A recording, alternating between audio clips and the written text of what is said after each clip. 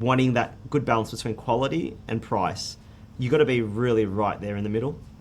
It's not easy to know what the middle is sometimes, but I suppose everyone's in that same boat, because everything's risen. You know, you've got inflation, things have gone up, so our guys want to get paid more, and we need to look after our people. You know, staff is important. So making that right balance between paying you guys the right amount versus how much you charge your clients is a hard one these days, because the competition are looking at ways to reduce prices to keep in the market, and newcomers come in and they also want to get in the industry. So it's always a real gamble between what to sort of do with your rates.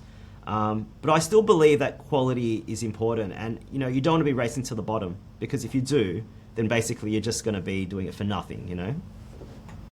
Yeah, because if you figure out a way to do, like, say, a $2,000 job for $1,000, then that Yeah, is now going to be the new standard, right? And then where exactly. does it end at that point, right? Like, Yeah, it's like I've seen shoots. We've all been on those shoots where, for example, it's 3, 4 cameras some guy brought to film everything, but it's just setting it up on a tripod somewhere, filming from there, setting up on another tripod, filming from there. yeah, Like the bigger budget would be 4 camera operators, but in reality, it's yeah, one, maybe 2 people dealing with yeah, 4 or 5 cameras. You know, like there's a lot of those totally. types of productions out there, and like Yeah, I don't like doing those. Dara and I don't aim to do that because there's a lot of yeah, challenges that come with that. You know, there also is. you can't Yeah, promise that every camera shot's going to be like used. done at the best of Yeah, their abilities, right? You know, yeah. it's a big challenge.